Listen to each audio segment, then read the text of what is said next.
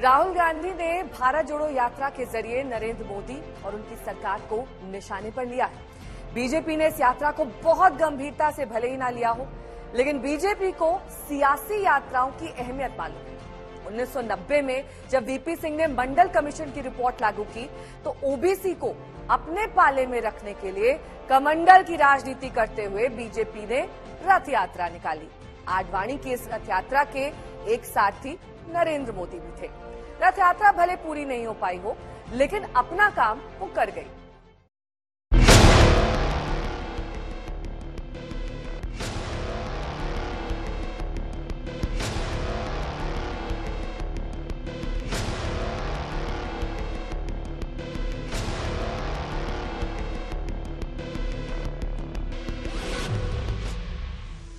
ये तस्वीर 30 जनवरी 1992 की है, जब नरेंद्र मोदी एकता यात्रा पूरी कर अहमदाबाद लौटे थे। एकता यात्रियों के सम्मान में आयोजित स्वागत समारोह में नरेंद्र मोदी की मां हीराबेन ने उनका तिलक लगाकर स्वागत किया था।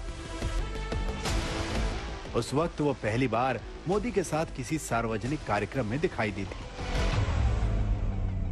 भारत जोड़ो यात्रा की ही तरह एकता यात्रा भी कन्याकुमारी से कश्मीर तक थी, लेकिन वो पद यात्रा नहीं थी।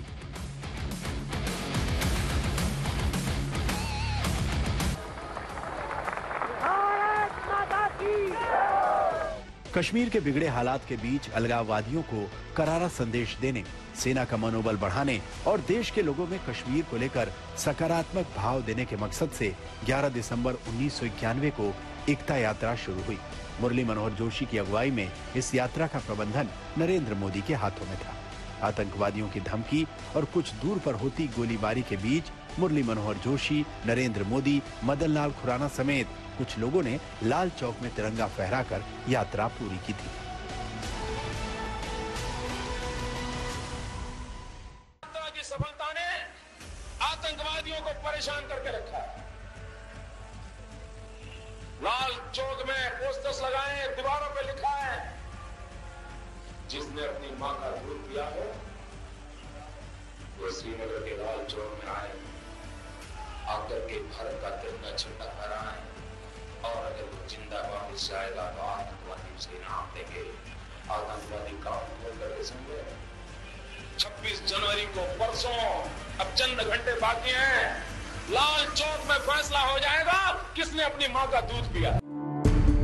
एकता यात्रा की सफलता ने एक बार फिर नरेंद्र मोदी की प्रबंधन शैली का लोहा मनवाया। दरअसल इस यात्रा के प्रबंधन का जिम्मा उन्हें मिला ही इसीलिए था क्योंकि एक साल पहले लाल कृष्ण आडवाणी की सोमनाथ से अयोध्या तक की रथ यात्रा में उन्होंने महत्वपूर्ण रोल निभाया था। इस यात्रा से जुड़ी कई अलग अलग दिलचस्प कहानियां हैं। मसलन आडवाणी पहले इस यात्रा को लेकर हिचक रहे थे। दरअसल बीजेपी के सहयोग से बनी वीपी सिंह की सरकार ने वादा किया था कि सत्ता संभालने के 4 महीनों के भीतर राम मंदिर विवाद का समाधान खोज लिया जाएगा।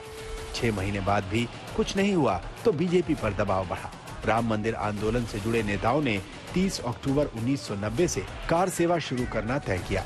आडवाणी मानते थे कि कांग्रेस को हराकर बनी जनता दल सरकार लोकतांत्रिक ताकतों की बड़ी जीत है, तो वो सरकार को गिराना नहीं चाहते थे, लेकिन राम मंदिर को लेकर दबाव भी था।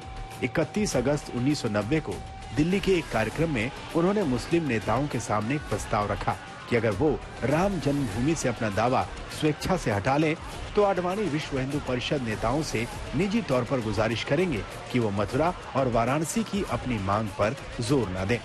मुस्लिम नेताओं ने पेशकश को ठुकरा दिया और पार्टी का ध्यान कार सेवा पर लग गया। देश भर में कार सेवा समितियों का गठन होने लगा।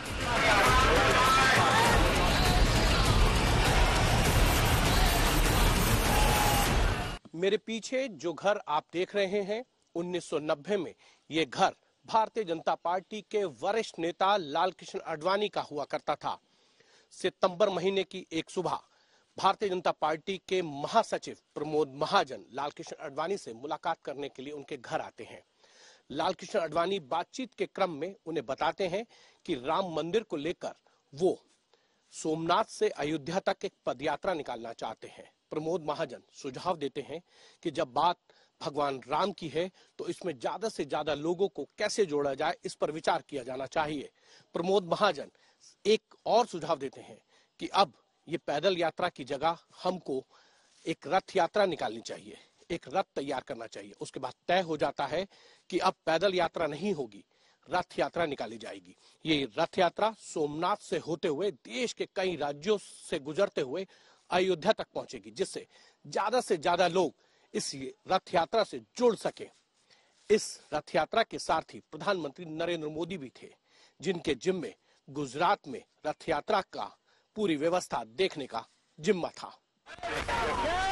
यात्रा से एक दिन पहले आडवाणी और प्रमोद महाजन सोमनाथ के पास के गांव वेरावल पहुंचे, लेकिन वहां न तो यात्रा से जुड़े पोस्टर वगैरह थे और न ही कोई खास तैयारी दिखी। आडवाणी आशंकित थे कि यात्रा का क्या होगा, लेकिन 25 सितंबर 1990 को यात्रा शुरू हुई तो अपार जनसमूह देखकर सब दंग रह गए। अयोध्या जाने में श्रीमान आडवाणी जी का उत्साह। वरिष्ठ पत्रकार अजय सिंह ने अपनी किताब the architect of new BJP में लिखा है कि गुजरात के लोगों का हुजूम देखकर प्रमोद महाजन ने आडवाणी से कहा कि आप महाराष्ट्र में ऐसे समर्थन की उम्मीद मत करिएगा। महाजन के कंधे पर ही गुजरात के बाद की यात्रा को सफल बनाने की जिम्मेदारी है।